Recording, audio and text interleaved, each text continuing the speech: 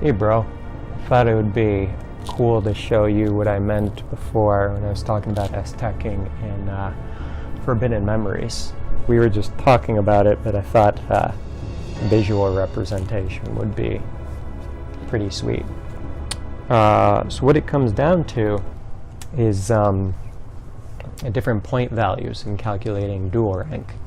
And there's this really neat page I found, which this whole video is made possible because of this one post. So all credit goes to this infamous _888 fellow. And you can just Google calculating duel rank on Google to find this. It all depends on the different thresholds that you reach for different actions during a duel. So whether that's your life points, cards used, magic, trap, equip, fusions, face downs, or attack mode attacks. Different combinations can get you different ranks, so you can really configure how you want to S-TEC, you want to A-TEC, even if you want to C-TEC. You can kind of configure exactly how you want to do it instead of just kind of, I don't know, believe someone blindly on, wherever. You can really kind of do something and then have it make sense to you. So the configuration that we're going to go with, that I found, is much simpler. I used to have everything written out, like exactly how many face downs, how many attacks, how many, lots of different things, cards used, and then I realized that after like doing it 50 times that a lot of these things happen implicitly if you do other things. Like achieving 15 fusions means that you have to get far enough into your deck and do enough face downs such that will solve the requirement. So I used to count all these things, but now I just remember a few things. So, that configuration is gonna be 15 fusions, life points under 7,000, 3 traps, 1 equip, 4 magics, and 4 effective attacks, which is what Forbidden Memory calls it when you attack an attack mode monster and make them lose life points.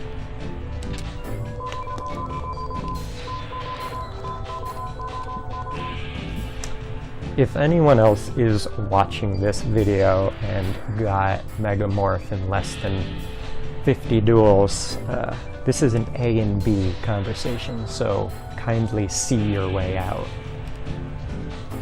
Because it took me about 150 duels to get that Megamorph. So what we want to start out with is a strong fusion, which we don't exactly have. We have Curse of Dragon, but that's not too bad. We cannot play the trap first turn because anytime Pegasus' field is clear, he will do magic and trap cards, or he will do Reigeki. So he'll play Harpy's Feather Duster if you play this without a monster on your side of the field. The life points we lost is actually good, because that'll get us closer to below 7,000. And he always plays Victory Box on the first turn anyways. Oh, unless he plays Meteor Black Dragon. But okay. So what I like to do is I like to play all my magic and trap cards, set all my magic and trap cards as soon as I can, just so that they're down, because it takes time for them to affect, and they're not as quick and simple as fusions. Plus, if I have the widespreads down, then that protects me from the Meteor Black Dragon at 3,500 attack points.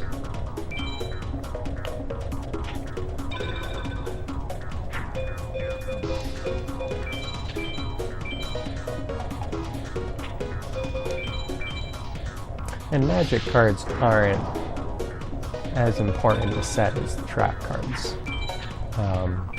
Kind of just do that by feel.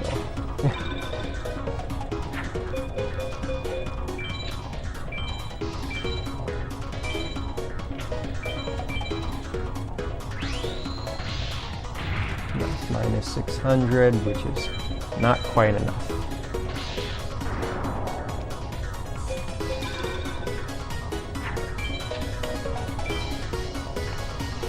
And they will attack. That'll be one trap.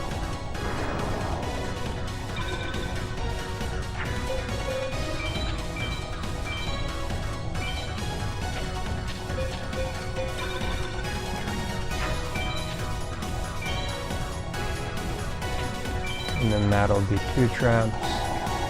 And then we'll just need one more trap to get that requirement.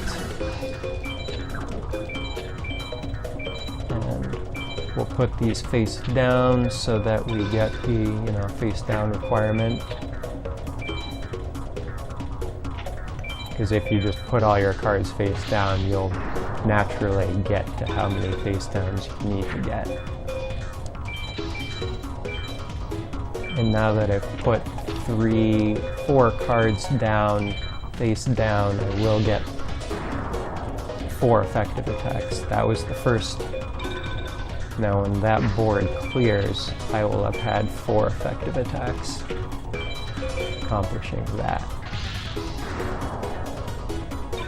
Which means that I can focus on something else, like setting these magic cards.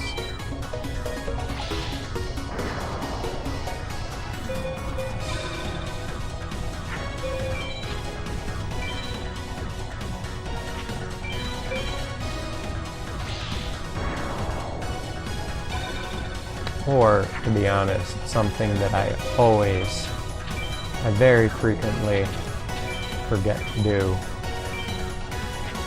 which is get my life points under 7,000, which now they are.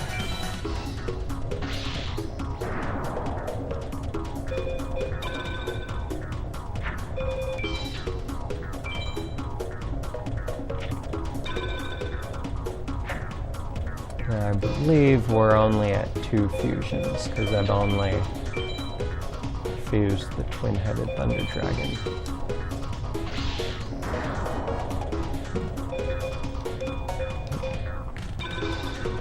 Which is kind of different, because I always fuse as much as possible during the beginning, but that's kind of part of the process.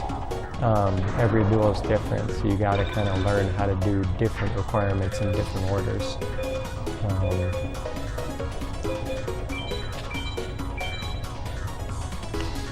And even though I want a dragon there, I can spend the turn setting that magic card down. So hopefully I get a dragon this turn. Cool. So that's 3, 4, 5.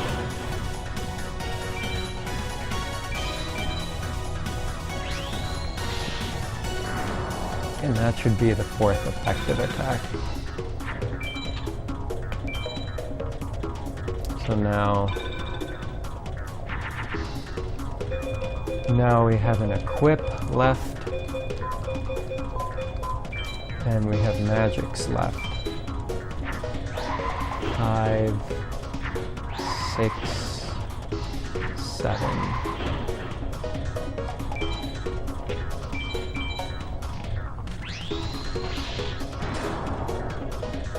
Because traps are done, there's 3 magics here. Oh, I always like to end my turns up there because if you even leave one monster on Pegasus' side of the field, he will play a magic card. He will play Regeki. He will clear your field. I think that's 7, maybe 8. I think 7. Well, that's that equip. And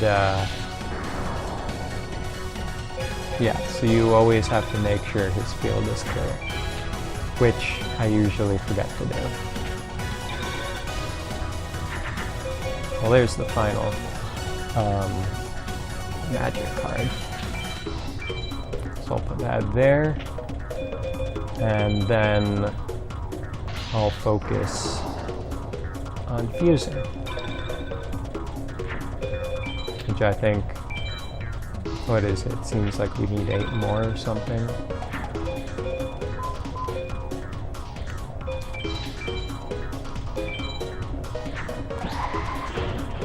So that would be 8 or so.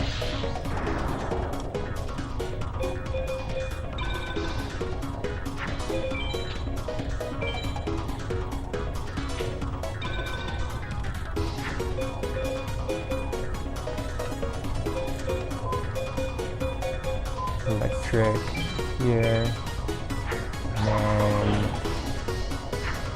10.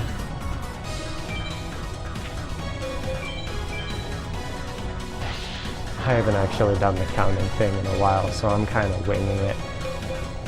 It's quite possible I could be 1 or 2 off in either direction. Oh wow. Okay, so 1 turn left, which means that this is going to be the final turn.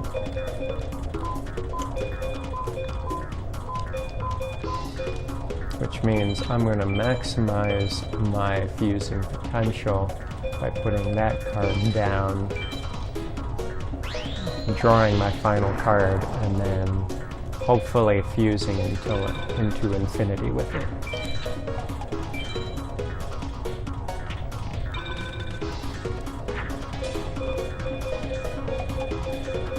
One, 2, 3, and 4.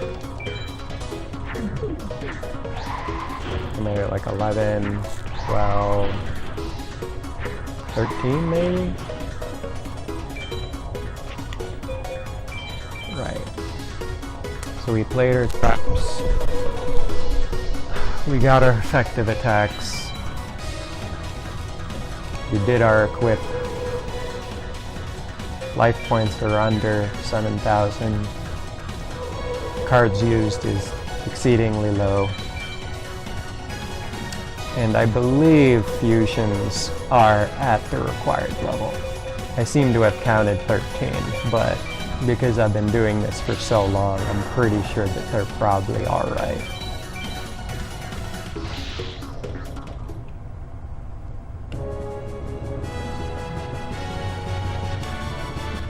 And there you go, S-TEC. And 40 cards used. There's 5 effective attacks in 20 turns, and 18 fusions. So apparently I was off by 5, which is pretty epic. Yeah, I haven't done this in a while. There you go.